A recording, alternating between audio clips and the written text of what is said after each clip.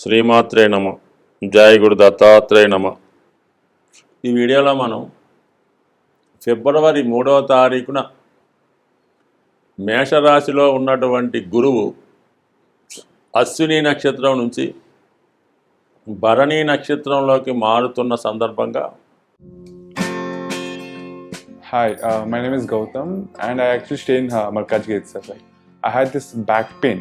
It's been 1.5 years. I have tried many treatments like chiropathy, oil massage, physiotherapy especially, but it didn't work out as much like what I expected.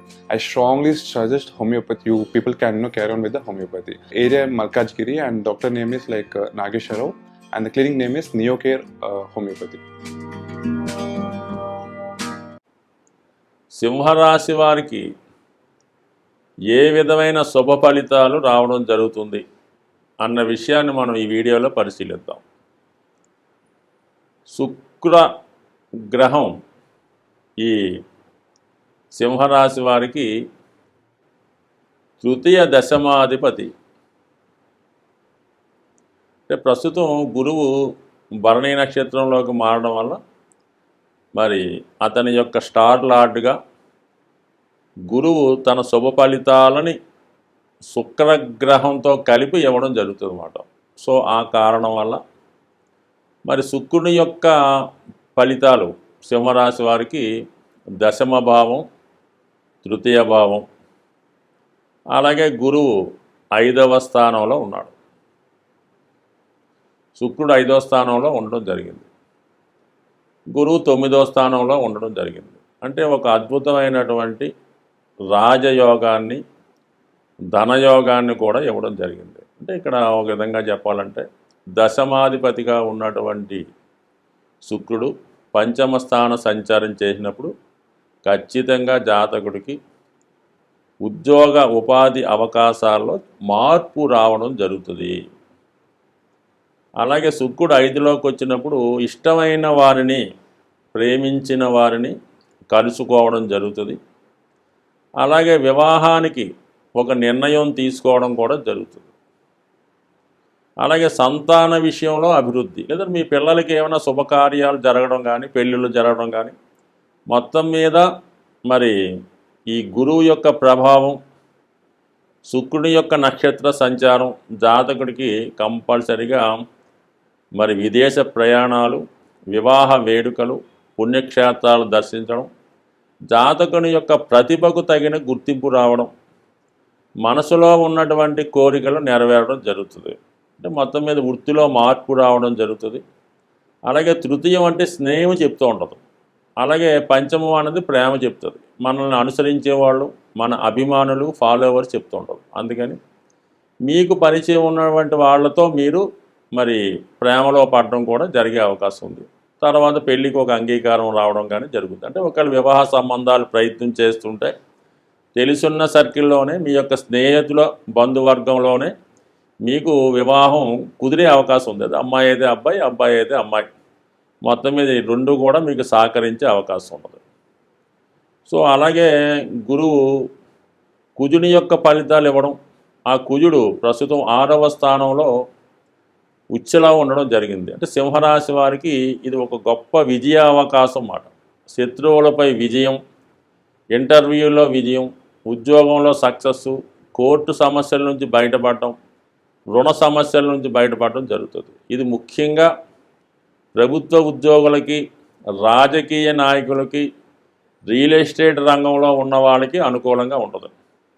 ఎంతో కాలంగా మీతో శత్రుత్వం వహిస్తూ, మీతో పోటీగా నిలబడి, మిమ్మల్ని అనేక విధాలుగా ఇబ్బంది పెడుతూ, వాడు ఇబ్బంది పడుతున్నటువంటి వ్యక్తులు తిరిగి మీతో రాజీకి వచ్చి మీ స్నేహాన్ని అర్థించి మీతో వాళ్ళ యొక్క సమస్యల్ని పరిష్కరించుకోవడం జరుగుతుంది.